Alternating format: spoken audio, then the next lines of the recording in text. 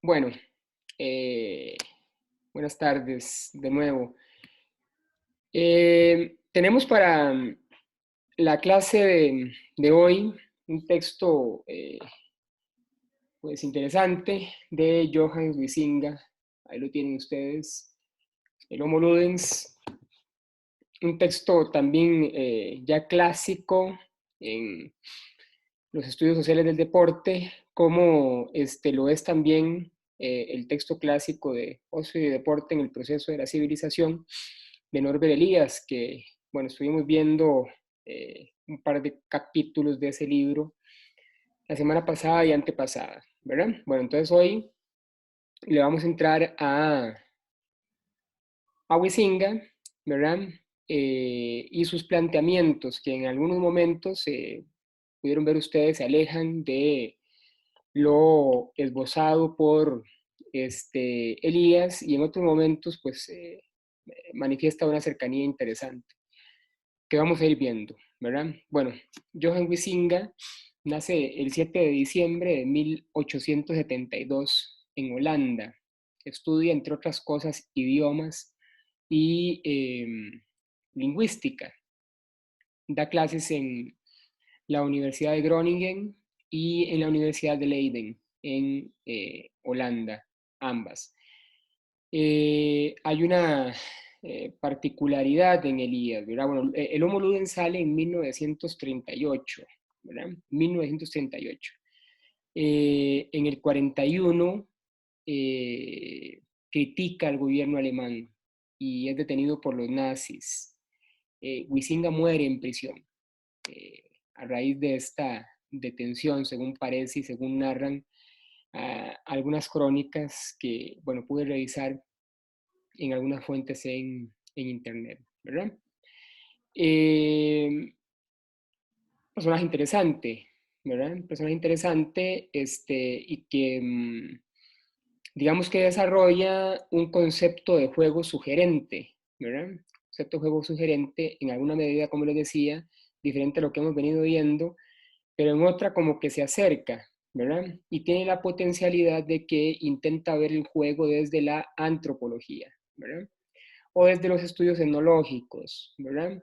A pesar de que, bueno, Huizinga no es antropólogo, ¿verdad?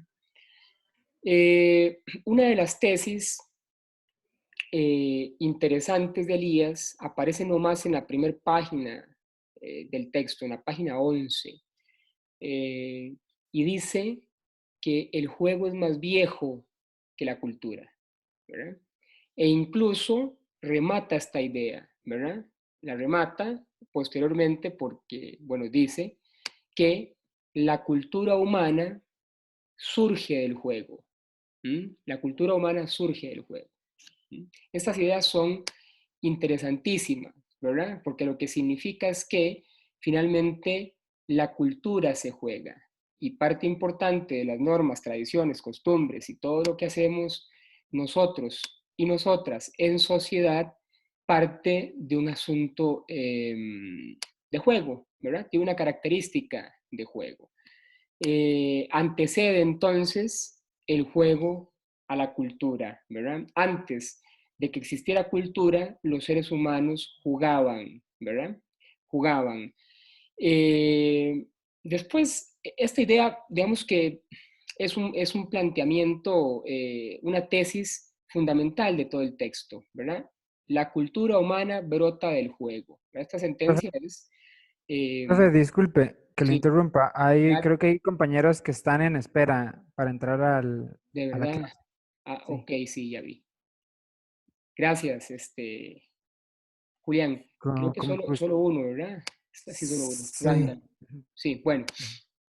Entonces, esta idea de Huizinga es, digamos, de la más relevante del texto, ¿verdad? Eh, la idea de que la cultura, repito, reitero, la cultura humana brota del juego, ¿verdad? Que no es una idea, digamos, menor, es una idea muy interesante. Que va a tratar de ir argumentando, de ir sosteniendo en el transcurso de su discusión, por lo menos en lo poquito que leímos para hoy, que es, bueno, es un extracto bien pequeño. El que le sigue creo que, no sé, capítulo 2 el que le sigue, sí, capítulo 2 pero más interesante para mí, el capítulo 3 juego y competición, función creadora de cultura, que es el capítulo 3 de este texto. Originalmente nosotros lo íbamos a leer en la clase de la próxima semana, junto con Lash.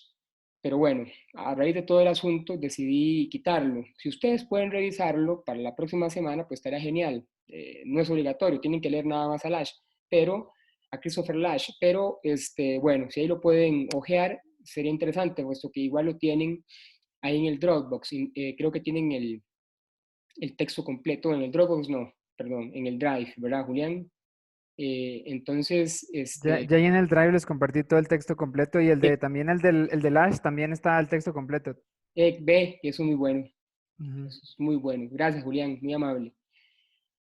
Entonces, bueno, partiendo de esta definición primordial del texto, la cultura humana brota del juego, Huizinga hace un conjunto de derivaciones que evidentemente surgen de esta idea principal. Pero primero hace, digamos, una compilación de ideas o sí, de ideas sobre las cuales han gravitado los estudios sobre el juego, ¿verdad? Algunas otras investigaciones sobre esto que hablan de una descarga de exceso de energía vital, ¿verdad?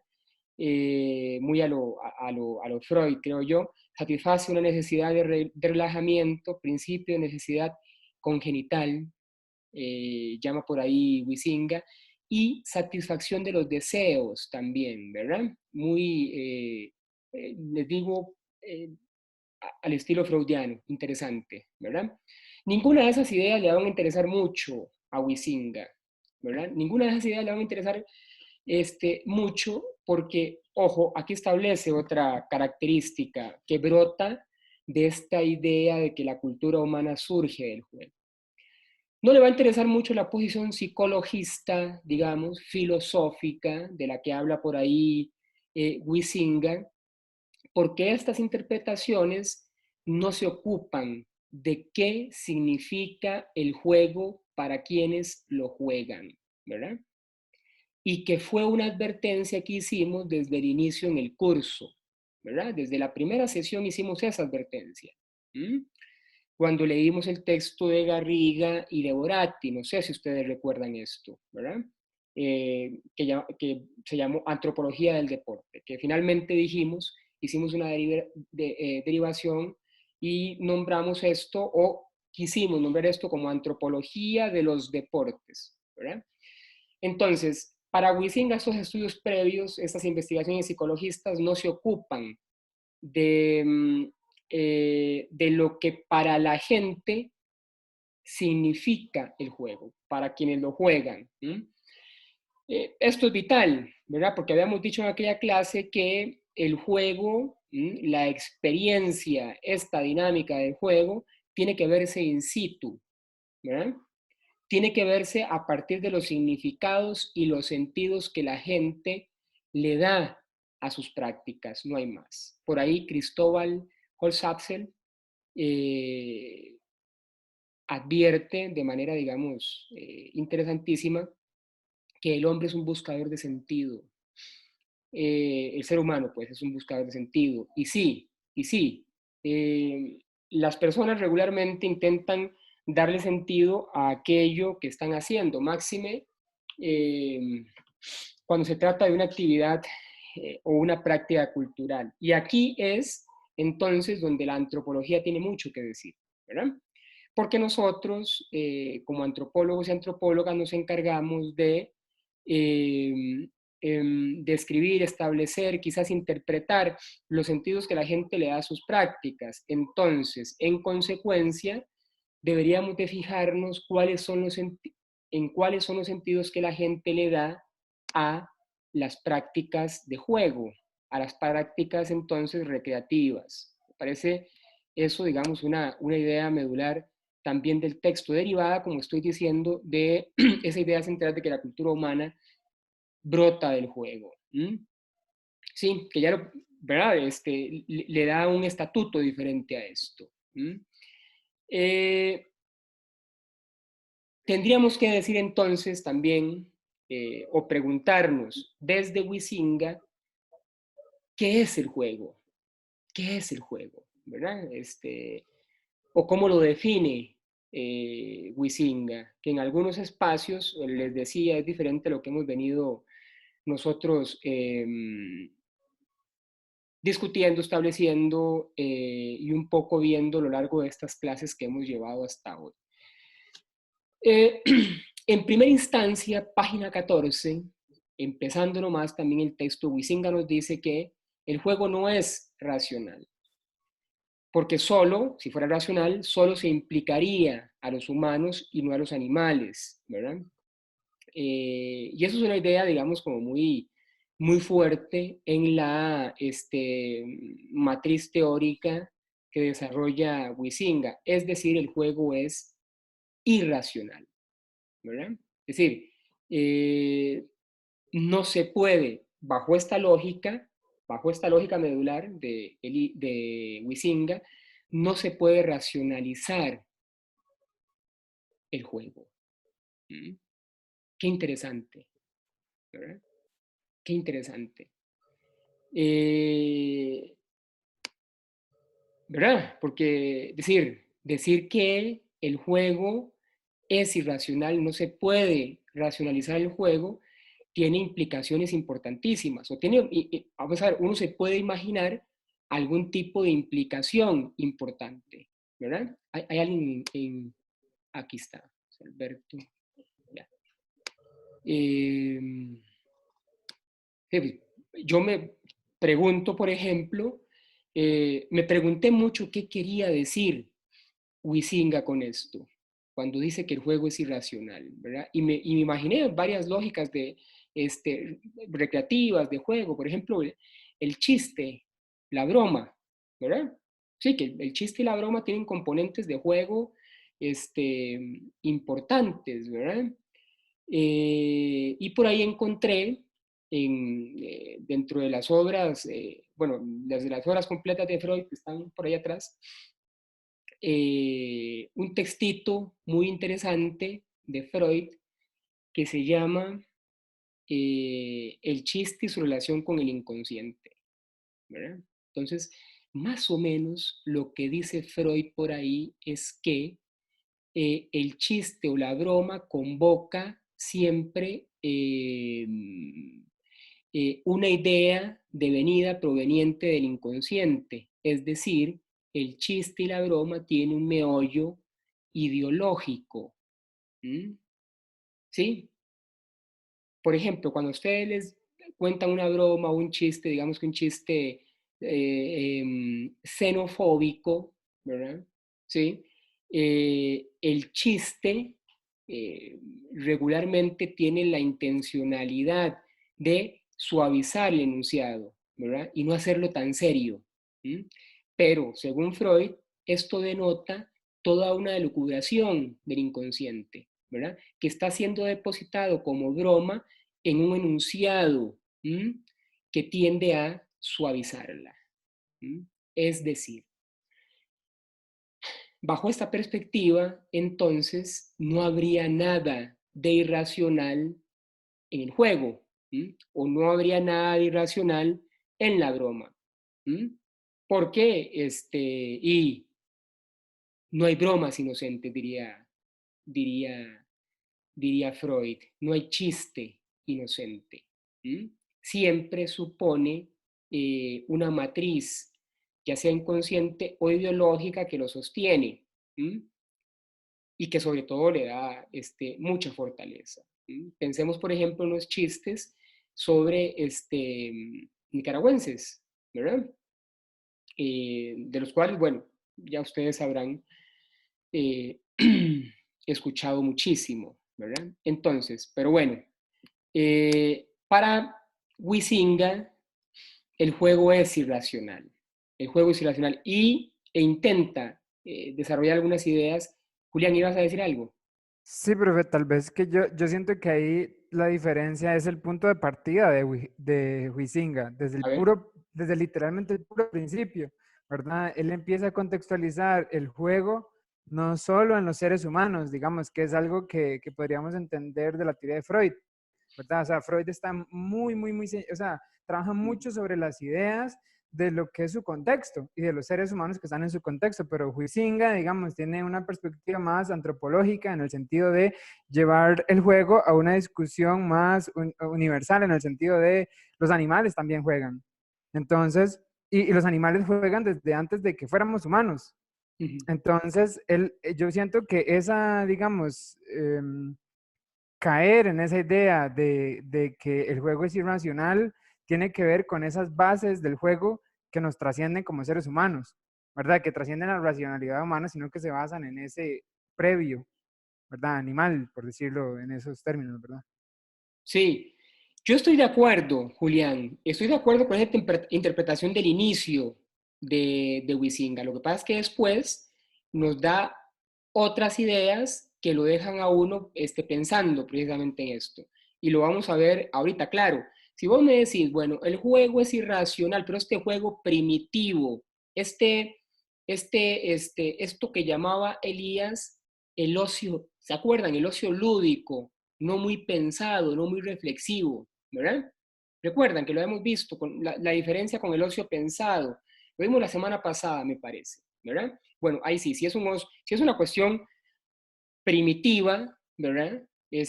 Uno podría, bueno, qué sé yo, hablar de esta irracionalidad. El asunto es lo que nos dice más adelante, ¿verdad? Pero más adelante, todavía no. Ahorita retomamos esta interesante objeción que tiene Julián, ¿verdad? Acerca de esta interpretación. Ah, bueno, y también, y esto es importante aclararlo, ¿verdad? Eh, Esto que estoy diciendo es una interpretación del texto. Finalmente, es una interpretación mía sobre el texto, ¿verdad? Una interpretación como pueden haber muchísimas otras y ojalá que hayan diferencias para discutir un poquito, como la objeción, bueno, no sé si es una objeción, Julián, pero como la idea que lanza Julián, que me parece muy buena para ir como amasando, ¿verdad? Una discusión. Tiene otras propiedades el juego, según Huizinga. El juego es superfluo, dice Huizinga, nomás en la página 14 también. El juego es superfluo. Y es superfluo por algo que aclara después en la página 20. El juego es superfluo porque puede ser abandonado en cualquier momento. ¿Mm? En consecuencia, el juego es libertad, dice Huizinga. No se realiza por necesidad o por deber. Y no hay un interés material en el juego. Sí, ven que hay unas características ahí del juego que uno puede puede enumerarlas. Ahora, lo que yo me pregunto acá, y es una idea que podemos seguir desarrollando a partir de esto y de la objeción de Julián, es, no hay pensamiento en el juego, entonces. ¿Mm? ¿Será que no hay forma de pensarnos mediante o a través del juego? Ma- Perdón, máxime con esta idea de que el juego es libertad. ¿Mm? Bueno, no sé. Sigamos. Ahora, también, en esta idea de la superfluidad del juego, de la libertad del juego, en esta lógica, digamos, de ir estableciendo algunas propiedades, algunas características del juego, Huizinga nos dice que el juego ha estado en ocupaciones primordiales, en las grandes ocupaciones primordiales de la convivencia humana, por ejemplo, el lenguaje y el mito, ¿verdad? Y evidentemente el mito y tiene que ver con este rollo del lenguaje, ¿verdad? Y el mito, a su vez, tiene que ver con una cuestión de representación, que más adelante nos habla de esto también, ¿verdad? Es decir, eh, el juego está en aquello que nos representa, aquella idea que nos representamos como sociedad, como cultura, ¿m? Que tiene que ver con cuestiones míticas también, ¿verdad? Es decir, el juego está allí en el mito, Y bueno, ya ustedes saben que el mito es un concepto sumamente importante en, en antropología, en lo que hacemos nosotros y nosotras, ¿verdad? Que no tiene, a ver, no tiene que ver, mito no es igual que ficción, ¿verdad? ¿Estamos de acuerdo? Y no es igual que mentira, no es igual que, ¿no? Que decir estamos mintiendo, no, el mito es una conformación sociohistórica, ¿m? Que tiene que ver con lo que nosotros nos representamos acerca de nosotros mismos, ¿verdad? Sí, Gertz decía en algún momento que esta lógica de la cultura tiene que ver con un juego, un cuento que nosotros nos contamos a nosotros mismos. ¿Sí? ¿Sí? Y que finalmente nos da el concepto de grupo, el concepto de comunidad, el concepto de cultura, el concepto de nación, el concepto de sociedad que nosotros hemos no solo forjado, sino que hemos reproducido. ¿Verdad? ¿Sí? Entonces, esto es muy interesante de Huizinga, ¿verdad?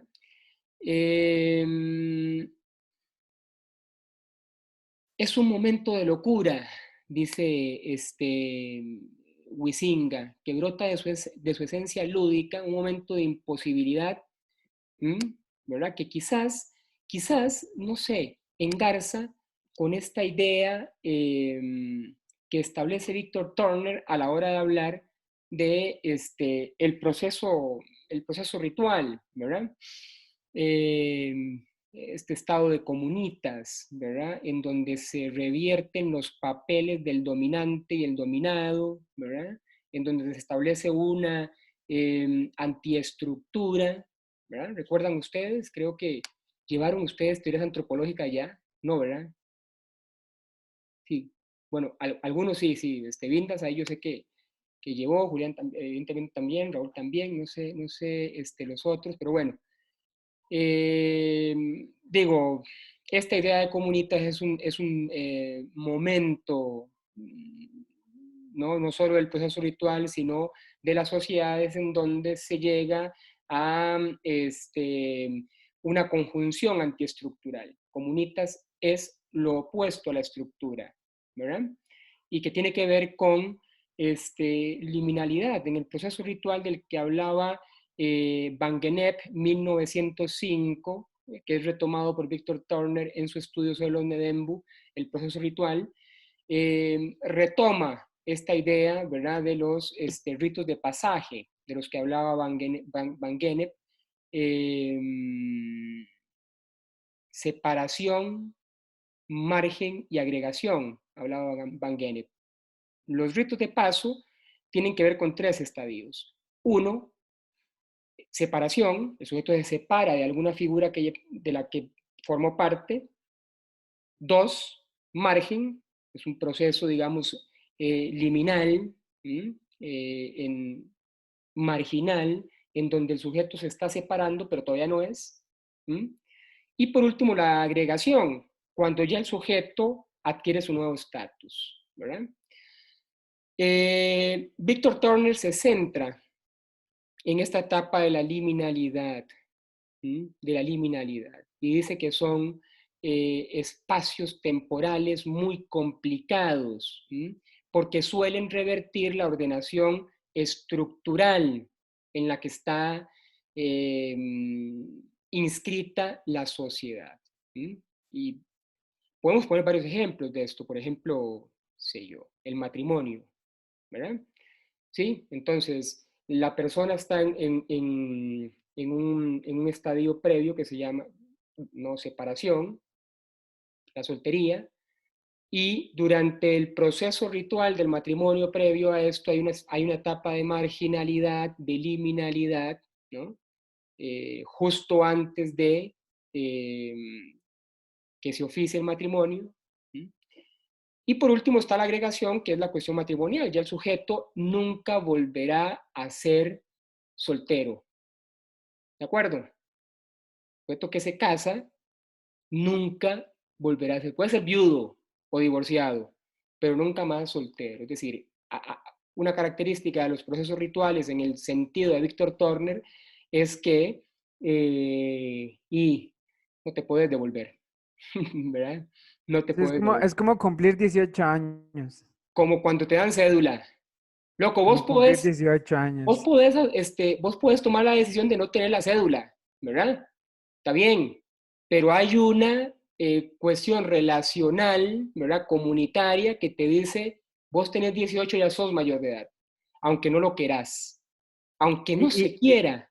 sí, ¿Mm? y implica una serie de responsabilidades a las que no se puede volver, ¿verdad? Por Ya ser supuesto, responsable de un voto, es decir, ya se considera como un ciudadano en todos los términos de, ¿verdad? En todo el sentido del término, hay una serie de condiciones que vienen y hay una etapa ritual también, ¿verdad? correcto, De cumplir correcto, 18 años.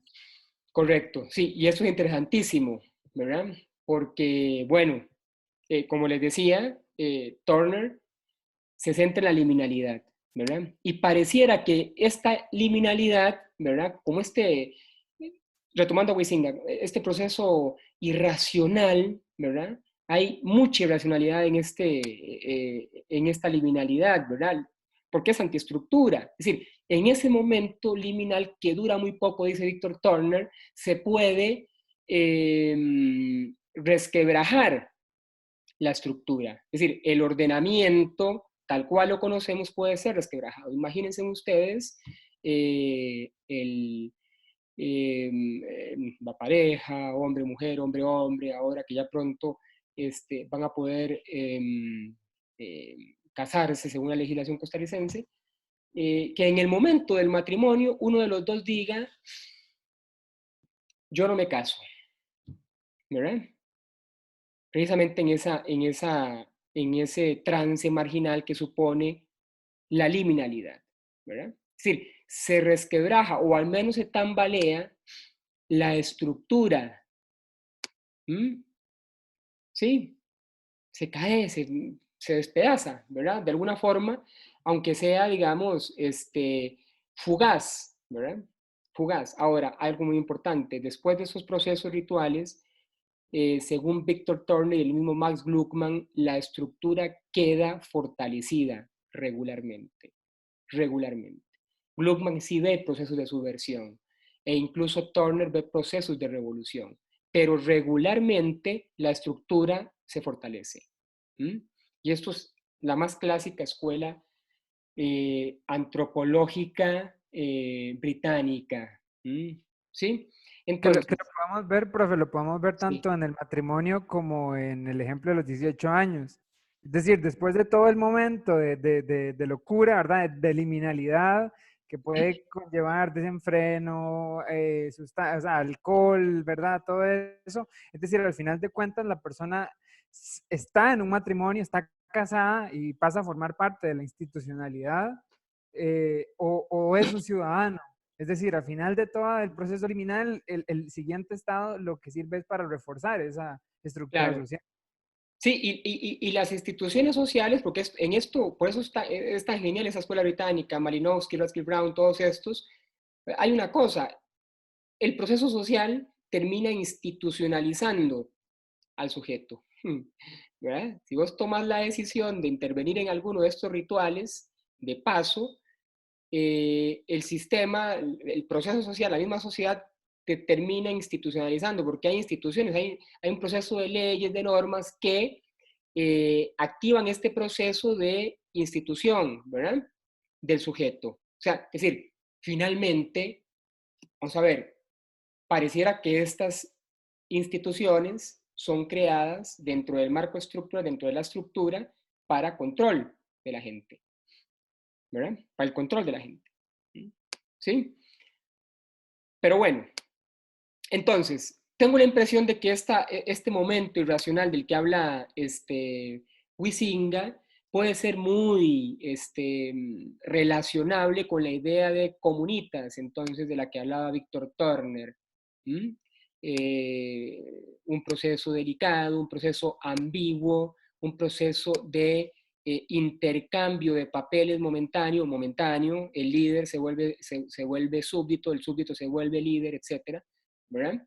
En donde se manifiesta cierta irracionalidad que lo que hace posteriormente es consolidar la estructura, ¿verdad? Es consolidar la estructura.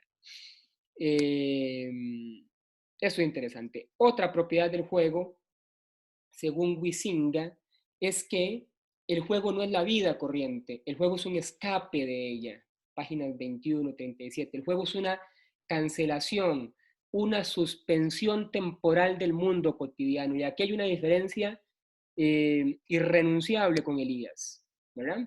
Porque Elías sí ve el juego como parte incluso referida a la vida seria, cotidiana, ¿verdad? Pero interesante, porque Huizinga nos separa el juego de la vida corriente. ¿Mm? Sí, muy en consecuencia con esta idea de escape, con esta idea de lo irracional, con esta idea de más allá de lo racional, ¿verdad? Que esto sí es diferente a la idea que maneja, como les decía, o que manejaba Elias y Dunning en los textos que hemos estado leyendo hasta hoy. ¿De acuerdo? Y tiene una función cultural el juego, que es satisfacer los ideales de expresión y convivencia. ¿Verdad? Esto en los términos, por supuesto, de Huizinga. Ahora, otra propiedad del juego es que está delimitado espacial y temporalmente. Es decir, en el juego hay reglas, hay orden y hay tensión. Si se traspasan las reglas, se acaba el juego. Y aquí coincide con Elías Huizinga, ¿verdad? Y coincide tanto con Elías que uno se cuestiona esta idea con la primer propiedad que narra Huizinga acerca de la irracionalidad del juego. ¿Mm?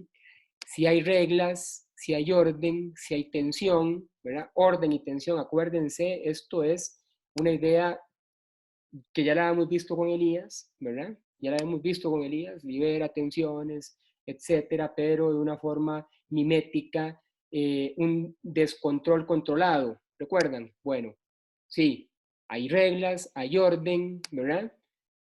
Uno se pregunta entonces cómo un juego irracional puede albergar reglas y puede albergar orden, ¿verdad? Tanto es así que si la regla se transgrede, si la regla se traspasa, el juego se acaba, dice, eh, dice Huizinga. ¿Mm? ¿Qué les parece a ustedes esto? Estas, ¿qué? Tres propiedades. El juego es irracional, es superfluo, se puede abandonar en cualquier momento, el juego es libertad, pero además el juego no es la vida corriente, es un escape, es una cancelación, una suspensión temporal del mundo cotidiano. ¿Mm? Y además el juego está delimitado espacial y temporalmente, en el juego hay reglas, hay tensión. ¿Qué les parece?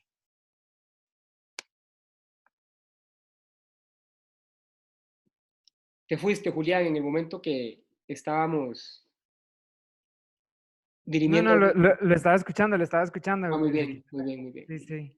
Muy bien. Bueno, ¿qué les parece? Profe, Sí. habría que agregar también, bueno, la reflexión un poco también en esas primeras páginas acerca de lo serio, ¿verdad? Ujú, ujú.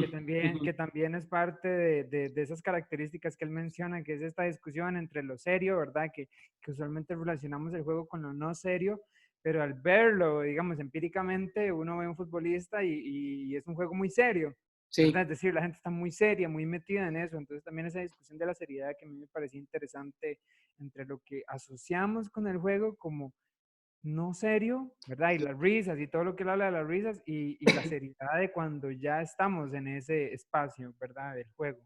Sí, aquí tiene mucho que decir la teoría sumamente creativa de Víctor Turner. Víctor Turner hablaba de los dramas sociales y esto como derivación de la idea de drama de Max Gluckman. Y Víctor Turner hablaba del drama social argumentando que la gente, en este caso las culturas africanas que estudió Turner, dramatizan su mundo. ¿Qué quiere decir esto? Interesantísimo. El drama quiere decir exageran de alguna forma su mundo, ¿verdad? Es decir, el conjunto de reglas sociales, el conjunto de costumbres, prácticas, etcétera, ¿verdad? Hay una suerte de exageración, una suerte de sobredramatización de las prácticas sociales que dan sentido a una comunidad en específico, ¿verdad? Y pareciera que el juego es una especie de drama también, en estos términos turnerianos, ¿verdad? Evidentemente, Huizinga no habla del drama, es Turner, ¿verdad? Pero pareciera que en el juego hay una suerte de dramatización, una especie de drama social que se da en su práctica, lo cual me parece sumamente interesante. ¿Mm? ¿Qué les parece, muchachos y muchachas? Estas ideas de Huizinga, estas varias propiedades, mencioné más de 3 propiedades de las que habla Huizinga sobre el juego, que me parecen importantes para la discusión. Profe, Ujú. quería preguntar, bueno, Sí, también a manera de comentario, no sé si existe alguna relación directa entre lo estructurado, que puede ser lo reglado, que puede ser el deporte, ajá. y su capacidad de arraigo con la gente. Por ejemplo, el fútbol tiene mucha capacidad de arraigo, ¿verdad? Pero también hay mucha libertad para practicarlo. Ajá. Entonces, no sé si a través de esa idea se puede explicar esa capacidad de arraigo. Bueno, hay varias razones. Bueno, esto es un poco diferente de la discusión acerca de las ideas de Huizinga, pero es importante.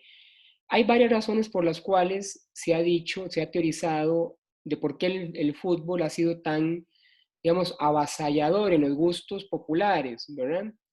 Eh, bueno, y sí, podemos ligarlo con esta idea de la libertad. Claro, pareciera que el fútbol tiene esta potencialidad de ser ejercido de manera libremente, pero vean ustedes que ni tan libre, vean ustedes que ni tan libre, ¿verdad? Porque hay reglas que seguir, y esto lo dice Huizinga, ¿verdad? Muy relacionado con lo que nos dice Elías. Hay reglas, ¿verdad? En esta lógica de deportivización del juego, Y, fútbol, y ¿verdad? O sea, como, hay reglas. Ahora, perdón, Julián, un segundito.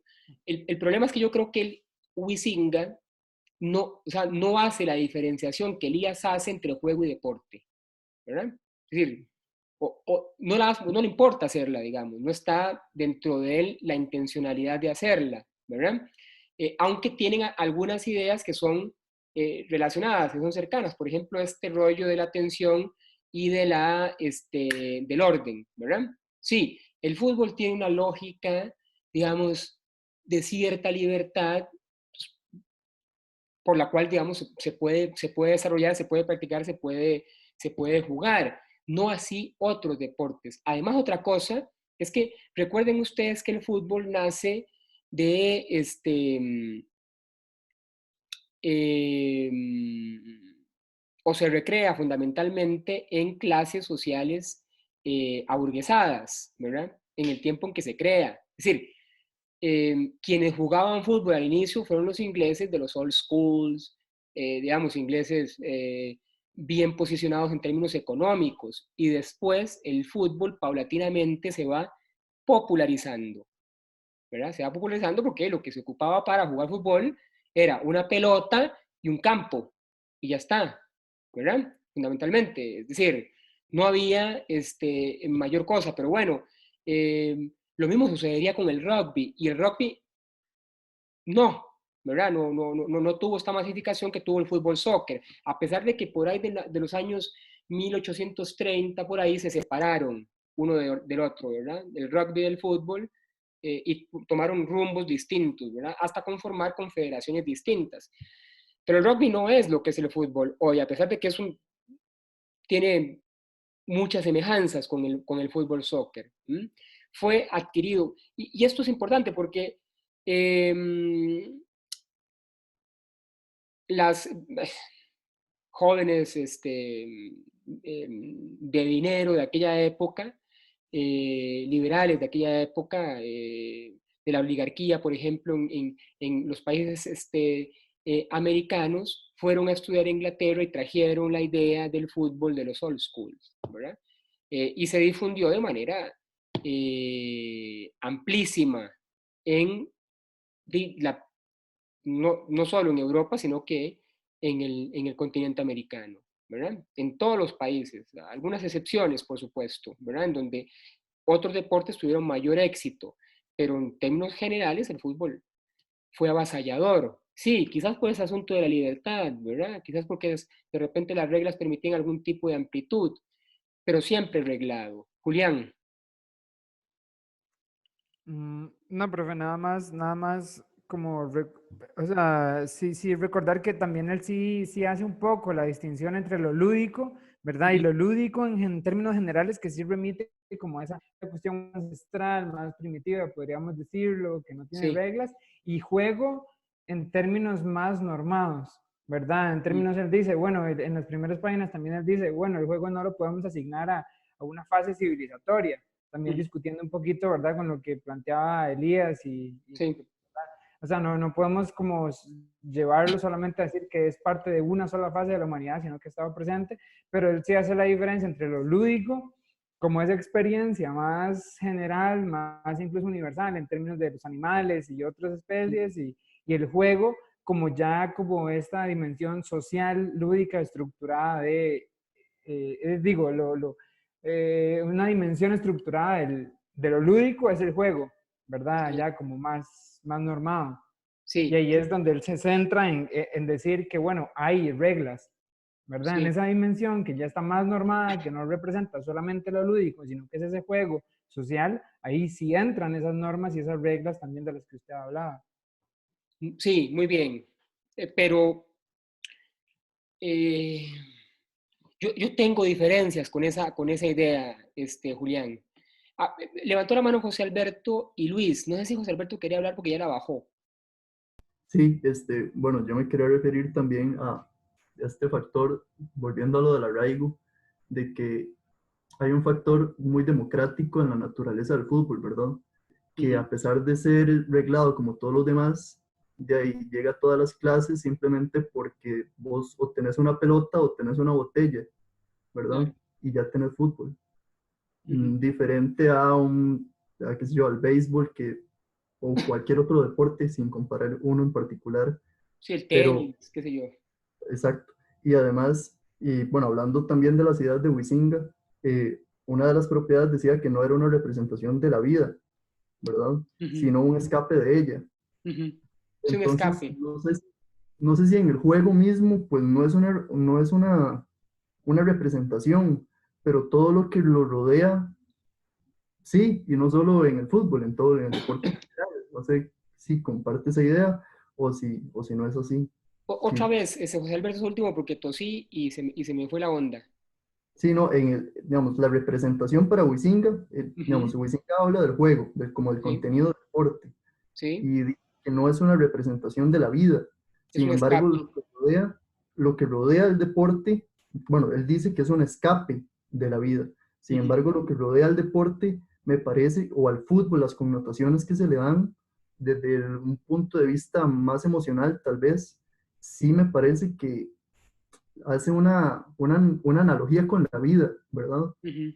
Es como una relación alegórica entre el deporte, el contenido o lo que rodea el contenido del deporte Sí. con la vida. Sí, bueno, yo creo que aquí él está refiriéndose a lo que Julián llamaba la parte más lúdica, ¿verdad? Y ya les doy la palabra a Luis y a Eric. Y yo lo que creo es que, aún en esta faceta lúdica del juego hay posibilidades de pensamiento en él, ¿verdad? Eh, no sé, no creo que en las formas o en su forma lúdica eh, el deporte deje de pensarse, o el juego, perdón, deje de pensarse, o uno deje de pensarse, es decir, de reflexionar en el contexto más lúdico del juego. ¿Verdad? Bueno, creo yo, no sé, pero podemos discutir eso. Ya veo que Julián ahí se arregló los bigotes y va a decir algo, entonces dejamos. Muy bien. Luis.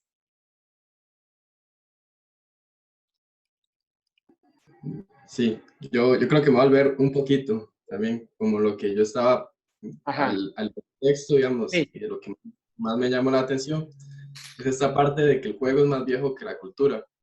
Porque en algún momento por ahí leí que la cultura es todo aquello que se puede enseñar, porque todo lo que se aprende, digamos, la cultura es todo este conocimiento colectivo que se ha hecho. Y el juego yo lo veo como una herramienta para aprender, digamos, también desde esta parte de creo que de lo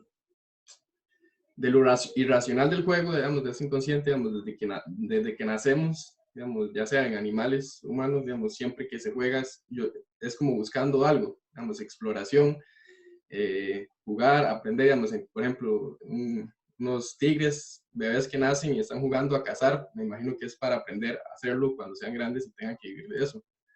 Digamos, yo lo veo inclusive en la parte humana, también sea, digamos, desde chiquitos jugamos con un montón de cosas, inclusive eso puede llegar a ser lo que nos define como adultos, lo que hemos aprendido bueno, estoy tirando ideas al aire también, y en formas pedagógicas, y también hay una forma que es el aprendizaje por medio del juego, que es una herramienta para aprender, digamos, y que es más natural, digamos, más fácil aprender cuando uno está jugando, y que hay diferentes formas de jugar, inclusive Wisinga lo decía, que hay como, bueno, él lo decía como esta parte cómica de los niños y adultos, digamos, digamos, cuando uno está jugando de niño, la inocencia es diferente que cuando uno es adulto, por los intelectos y los conocimientos que se han agregado, Sí.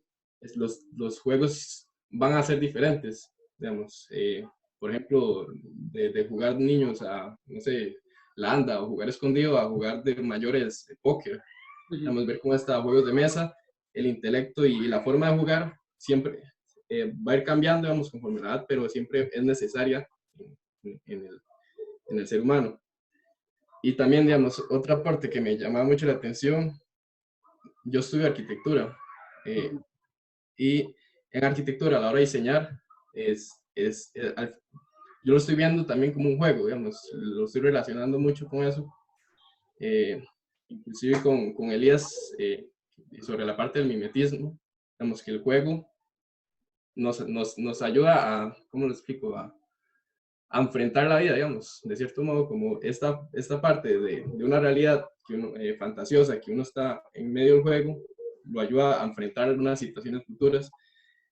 Bueno, ahí me salió un poco de la parte de Arqui, pero, digamos, diseñar también es un juego. Cuando uno está explorando las formas, digamos, ya uno como diseñador está jugando, digamos, inclusive con la maqueta, al dibujar, uno está explorando las formas y es un juego, digamos, de lo que decía Huizinga, ritmo y armonía, digamos, que también es algo que regula el juego, en cierto modo, que hay una cierta lógica detrás de jugar.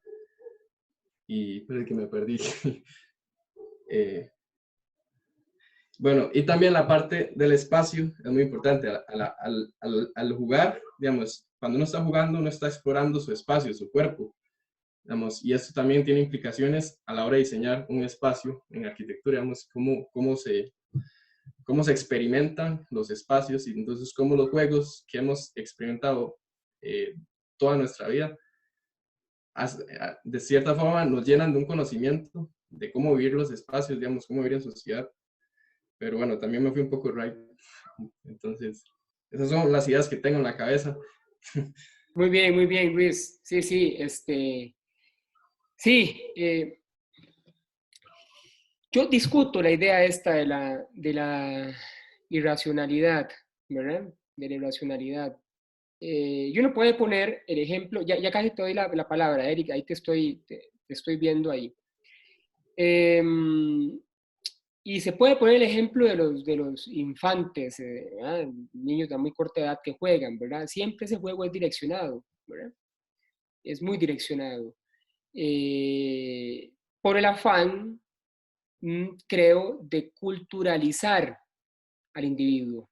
Es decir, cuando hablo acá de culturalizar, me refiero a la acepción freudiana, de instituir, institucionalizar al sujeto, instituirlo. Bueno, eso, y queda resonando esta idea de Huizinga de que es irracional el juego precisamente porque antecede a la cultura, ¿verdad? Y es ahí donde uno piensa en que hay, digamos, una temporalidad del juego en donde, esta característica o dimensión lúdica prevalece, ¿verdad? Como si fuera una significación primitiva que no se puede racionalizar, dice Huizinga. Qué sé yo, no sé, Eric. Yo iba a relacionar un poco en la parte donde que habla del infante con la extravagancia, porque yo siento que a lo largo del texto establece las características lúdicas de una manera que uno lo puede ver en diferentes momentos